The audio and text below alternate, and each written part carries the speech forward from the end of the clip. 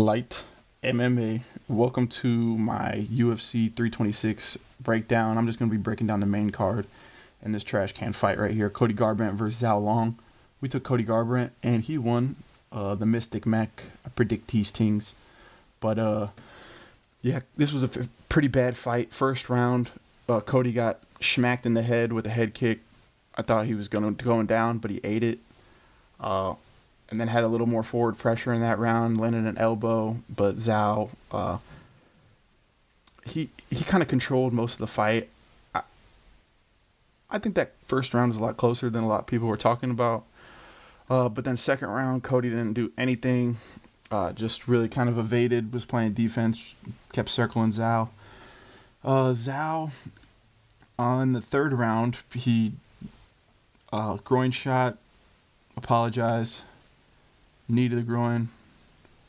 Then there was some drama after the second knee. Cody threw up in the ring, and then he turned into a fake demon. He's like hyping himself up. He's like, "Come on, let's get it, let's go." Everybody thought we were getting, a little vintage CG, little Cody Garbrandt, but he literally just sprinted at him full speed, like you see people do on the beach, these little Oklahoma drills, but like no tackle, no knee, no bow, no Superman punch, literally just stand straight up, sprint towards each other, and they just collided. And it looked like Cody was pretty gassed after that. And then he got hit in the groin again, and Zhao lost 2 points that round. People are complaining about the scoring, don't care. Zhao lost the fight because he doesn't know how to keep it above the belt. But pretty boring fight. No vintage Cody Garbrandt coming around soon. Yeah. I don't really have any picks for who these cats should fight next, but let's give Cody Garbrandt Daniel Marcos, another up and coming. Let's get Cody. He's probably gonna get slimed by Daniel, whichever case it will be. I see TKO, but I think that'd be a good fight. Build up a new fighter. I don't know why they booked this Zhao fight. I think they were trying to see if they could get vintage Cody back, but it's not happening. He looked terrible. And I'm done talking about that card. So up next, Gregory Rodriguez versus Bruno Ferreira. This fight was very quick, and to be honest, I missed it. I was on my way to the bar to go watch these fights, and this one ended quickly. I rewatched it on Paramount the next day, and Bruno Ferreira was he was in control. He took the center. He had RoboCop backed up against the cage most of the fight. Looked like Rodriguez respected that power more because he got chinned last time. But same situation as the last fight. One punch, a straight right. I think RoboCop got knocked out by a straight right versus Ferreira in the first fight. But yeah, Ferreira, straight right to his chin, slumped. Literally very comparable to the first fight. The punch, like, obviously he hit him flush, but I was just surprised to see him go out like that. Not even follow-up shots or anything. So yeah, that was a quick one. Gregory Rodriguez. A lot of people have been saying who his next fight should be, and I said this right after it, but I think he should get RDR. Or give him Hernandez. I don't think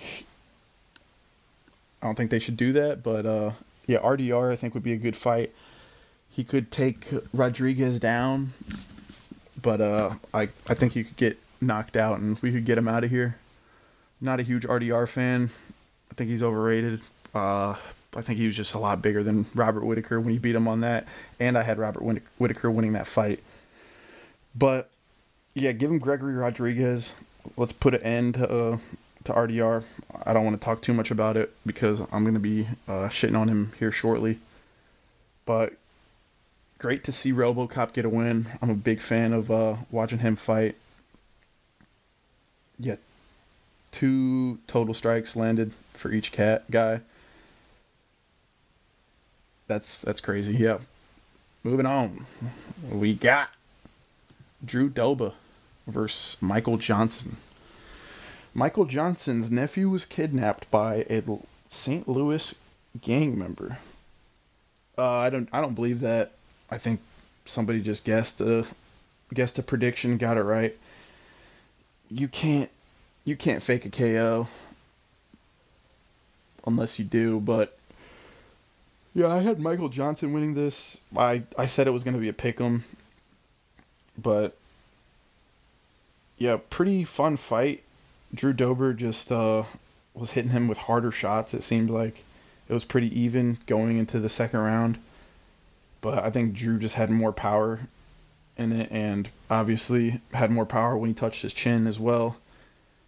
Good fight for Drew Dober. Not going to make any racial jokes about Drew Dober's UFC wins, but who he should fight next, I don't know if he deserves a ranked guy. I hate to say Jalen Turner, but they're kind of in the same situation. They're trying to get back into the rankings. They haven't fought yet. It would be a good fight. I think Jalen Turner would win that fight, depending on which JT we get. But yeah, it was a probably the best fight on this main card. No, I'll give it to RoboCop. But yeah, it was a good fight. You're always gonna get a pretty decent fight with Drew Dober and Michael Johnson. So yeah, not surprised. But what's up with this Michael Johnson dude's odds shifting before every fight? Right before. It needs to be looked at because that's just weird. No one else's fights are shifting that big. No one's putting huge money on Drew Dober like that. So, yeah. FBI, let's investigate this guy. Moving on. Shout out to ESPN for the cleaner cards. Never mind. They don't have Raul Rosas Jr.'s photo yet. Embarrassment. But this fight was dog shit. Rob Font came out in one of the ugliest stances I've seen. He kind of looked like Ricky Torlianis or Tortini, whatever his name was. He was just like he was like bah, like literally trying to jump scare the Ilia Topuria dude he fought. But yeah, he came out with a wide crab stance, looked like dog shit on the feet. Rao just a better wrestler. He had 16 takedowns. His odds were at 3. Should have hammered it, but yeah, Rob Font. Shit. He must have been listening to too much Bad Bunny before the fight or something, because he did not come out to fight. He was getting just handled. Good thing he didn't get submitted, but yeah, pretty boring fight. 27-30s all across the board. Raul Rosas Jr., he's going to fight someone ranked next. And like a Davison Figueroa. I don't think he should fight anybody young. But yeah, I think a good grappling, like we just got to see this guy wrestle grapplers, because obviously versus the strikers, 9 times out of 10, these strikers in the bantamweight are just going to get ragdolled. Even like O'Malley, like I could see him like just laying on top of O'Malley. I don't think he'd. Yeah, it'd be close. That fight's obviously not happening anytime soon. But when you look at the welterweight or the bantamweight rankings, I just don't know who else to give him. Figgy's number 7. Marlon Vera, but I mean these guys are all losing. I think Vinicius Oliveira could be a good fight. I think Vinicius would just be, he's just throwing him into the wolves to get ate by Rosas. But yeah, Oliveira or Figueroa, I think those would be good fights for Raul. He did call for the top 10. Figgy 7. David Martinez, they won't give him that.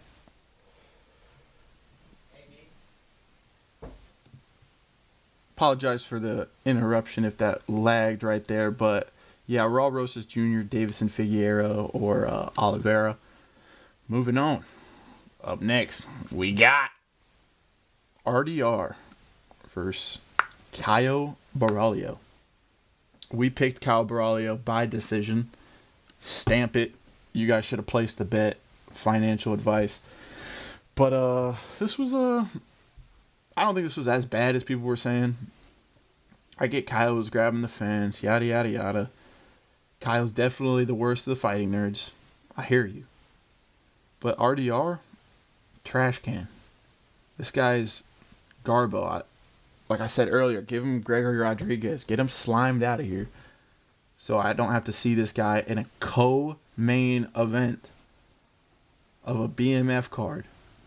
Which BMF card, not a thing. But yeah. RDR, he scored 2 takedowns. I took him plus over and a half shot of serial bets. But yeah, he got those 2 takedowns. People said he won that first round. He didn't. Wow, 30-27. I didn't realize that one. But yeah, he did not win that first round. Borralho was just landing more of those, I don't even want to say significant strikes, but more power shots. He was really beating him up on the feet. And he was kind of working him in the clinch, which was what I said was going to happen. But yeah, these fights were pretty boring. Borralho landed 2 more significant strikes. I don't know what they were counting significant strikes for RDR. Maybe a jab that touches the shield of Borralho, but this guy's got no hands and he can't grapple with bigger guys, especially a guy like Borralho. Borralho, he wants DDP. Here's what we're going to do, kid. Here's what we're going to do. Borralho, we're going to give you I apologize. I'm blanking on what I had. Let me open up my notes real quick. Borralho versus Borralho versus Israel Adesanya. I like this fight. I'm assuming Israel is going to win the Joe Pyfer fight. If he doesn't, give him Joe Pyfer. I think stylistically, Adesanya could beat Borralho, but I think Borralho could just be too much if he gets his cardio up. He could take him down. Regardless, the fight's going to end in a decision. But I think that could be a fun matchup along with the Joe Pyfer. I think just 2 physical guys. Joe's great at wrestling. Kyle's not the best. But I think he's going to give him more problems than anyone Joe's faced.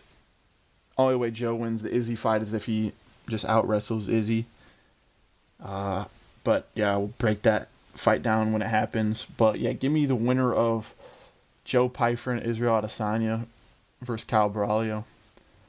DDP is probably going to get that Brendan Allen fight. Sorry, pal. He's trying to get back in that title shot. If he would have got a finish, I'd say give him DDP. But technically,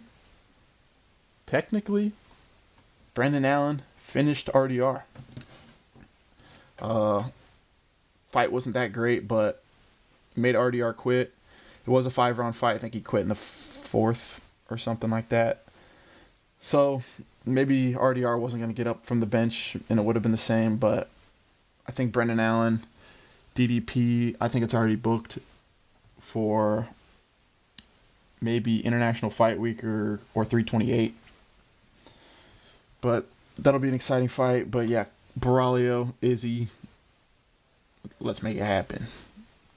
And now, the BMF title fight. The baddest motherfucker.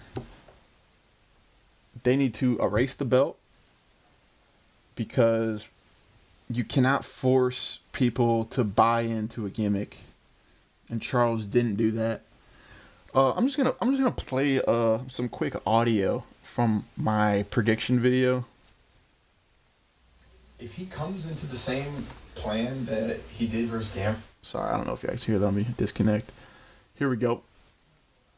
By the way, this is Slight MMA talking about his prediction for the Oliveira Holloway fight. If he comes into the same plan that he did versus Gamrot, his last fight, which was grapple, I could see him win this fight. And what he meant by that was grapple/wrestle. And he did exactly that. I really thought that he was going to buy into the BMF. I'm putting air quotations around that. And he didn't. Good for him. I think people are just mad because it was the BMF fight. People bought into what BMF was. It's pretty lame. It's cool when it happens, but you can't force guys to fight a certain way. And Charles beat Max the only way that he was going to. He struck great with him. There's no way there was all those strikes. But yeah, he really just controlled Max. First round, I was leaning back in my chair, hands on top of my head, thinking that Charles was going to sub him. But then most of the rear naked chokes were just neck cranks. Had it above the chin. Joe Rogan's like, I mean, what did he say? He said, he's like, he can still go to sleep right here. I don't know, guys. Joe, Max is not going to fucking sleep over a neck crank. That was. I'm usually Joe Rogan. I don't mind, but it was pretty shit commentating.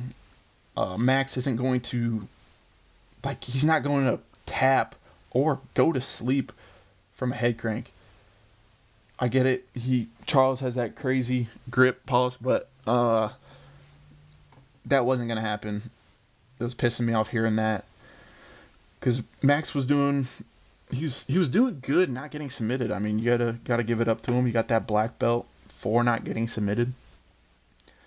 But yeah, fight was pretty boring past the second round after the second takedown. Because once you knew he was getting taken down, you knew they were about to stay there. Once Max survived the first round, I was like, yeah, he's not getting submitted. I was correct. After I dropped my reaction video, each day I was just thinking, gosh, Charles really could win this fight. And then when it happened, I was in Texas, couldn't bet on money lines because you're not allowed to. Because, yeah, I understand the political side of Texas and sports betting. So if you guys want me to drop a video about that, let me know. I'm just not going to get into that right now. It's just a lot going on. But, yeah, this fight, not really BMF. I think they should get rid of the BMF probably. Because, yeah, you can't have a BMF if it's going to be 20 minutes of control time on the ground. That's not a bad motherfucking fight. So, yeah, cut the belt. People are saying Arm Charles. That'd be a good pick. I think you go with Charles Paddy if you're gonna do the BMF belt. I think that's a great fight stylistically. Both coming off of pretty much championship losses. I don't think that they would give Armin a BMF title shot. Doesn't sound like they're too fond of him, especially with Dana saying that in their press conference. So, not really thinking that they're going to do Charles Armin again. People are saying Max Paddy. I could see that.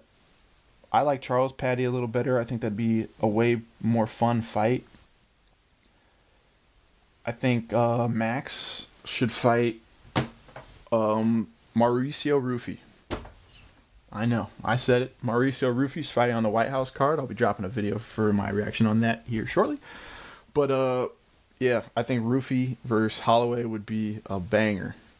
That would truly be a real good striking masterclass for Max, I think. I think he could outstrike with the volume. But Rufy has that KO power.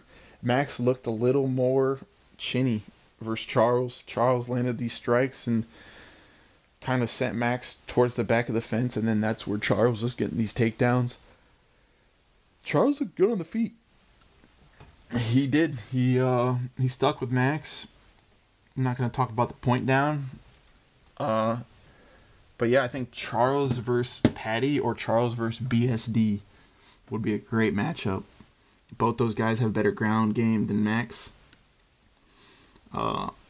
So yeah, give me Charles versus BSD or Paddy, and then give me Max versus Mauricio Rufy or Dan Hooker. Let me see Max with a striker. Dan Hooker probably needs to win another fight, but yeah, those would be very fun, very exciting. If you want to know who I think Arman should fight, I'm going to be dropping a video of 15 fights that need to happen in 2026. I think he should fight Paddy. I think that's a very dangerous fight for Arman. I think the UFC loves Paddy. They hate Arman. If Paddy beats Arman, he's back in that title picture. Potentially could get the shot next. Yeah, I think those are the matchups I got. This card overall pretty shit. They need to stop gimmicking the fans for a BMF title because it's not a thing, especially if people are just going to go out there and win. I'm not mad at Charles for the fight. I was the night of, just because, a lot of emotions with the BMF, a lot of emotions with the White House card, a lot of underselling from the UFC. But that's kind of my recap of the card. Yeah. Got Josh Emmett next. Pumped. Fucking pumped. We'll watch Josh Emmett in the Apex. And yeah, enough said. Thanks for tuning in. God bless.